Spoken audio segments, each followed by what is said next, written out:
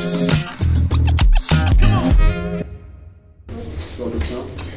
que tu considères que c'est une défaite préoccupante? C'est une défaite qui n'était pas prévue. On s'attendait à un match de coupe.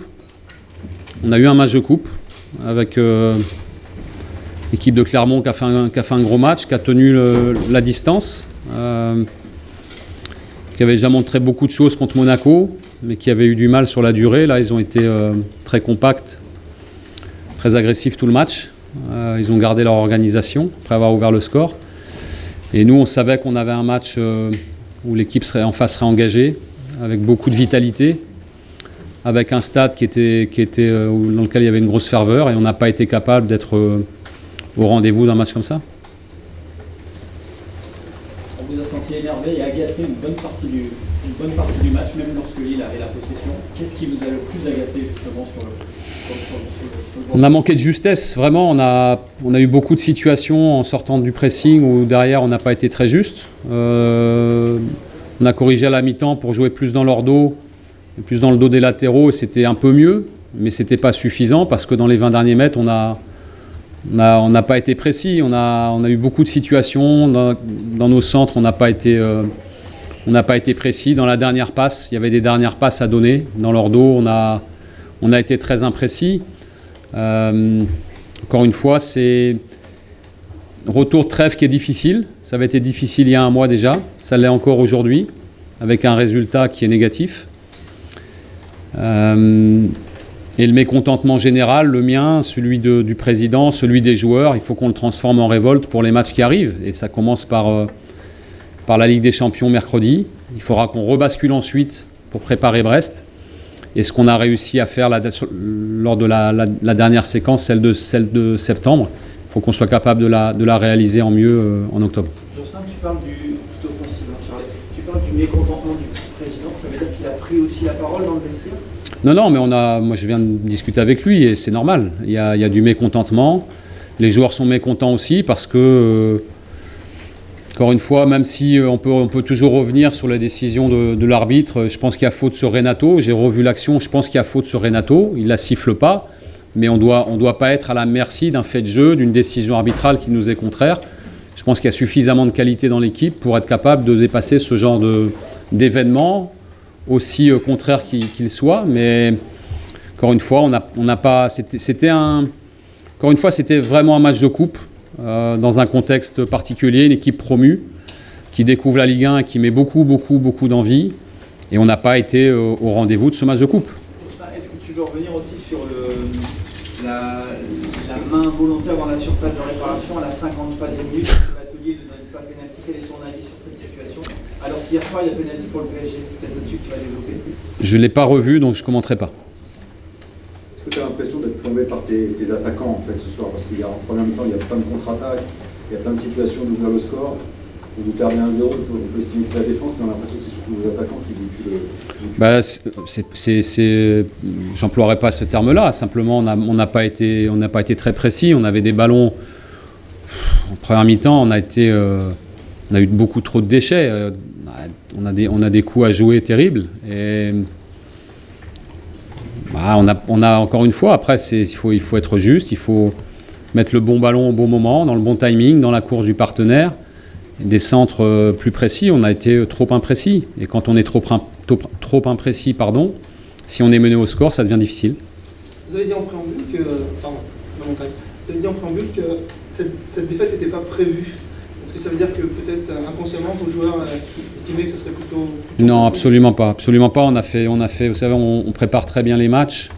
Qu'on joue une équipe européenne ou qu'on joue un promu, on prépare les matchs de la même manière, avec beaucoup d'attention et de minutie. On a donné un maximum d'informations aux joueurs. Ce qu'on a vu de l'équipe de Clermont, on l'avait montré. Les choses qui reviennent dans leur jeu, non, je l'avais dit aussi, si vous avez vu ma conf de presse à J-2, grand respect pour le parcours de Clermont et grand respect pour le travail de Pascal Gassien. Non, ça ne s'est pas joué là-dessus. Simplement, on peut bien préparer les matchs et puis ça ne se passe pas comme on veut. Et on n'a pas su trouver les solutions et pas su être assez précis. Je pense que ça se joue là-dessus. Ce n'est pas une question d'état d'esprit comme vous le laissez entendre. Jocelyn, bonsoir. On a l'impression que sans Bourak, sans Jonathan David, on voit de la qualité sur le terrain, mais au niveau de la finition, après ça se répète, il y a toujours ce problème en fait, il n'y a pas de finisseur.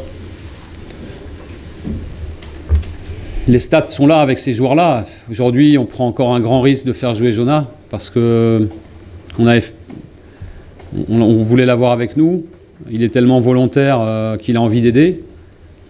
Dernière trêve, le match de Lorient, il était rentré le matin à 8h à Charles de Gaulle. On l'a rapatrié à Lorient pour jouer le soir.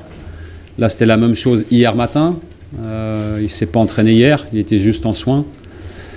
Et voilà, on l'a fait rentrer parce que sur un coup, il est capable de faire la diff. Et voilà, après, ce sont des joueurs qui sont importants et tout le monde le sait que ce sont des joueurs importants. Après, on doit être capable, compte tenu de l'effectif qu'on a, de pallier ces absences.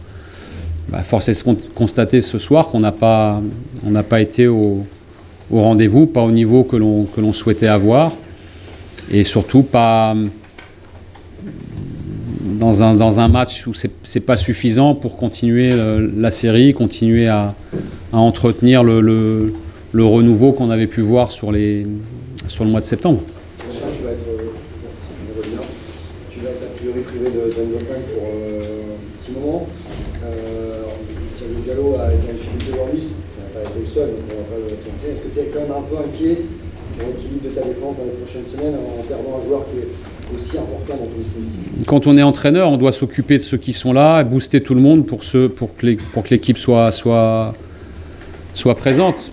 Bien sûr qu'on préfère avoir Sven avec nous, mais il ne sera pas là pour quelques semaines. Il s'est blessé en sélection et on est toujours sur un fil avec les joueurs internationaux.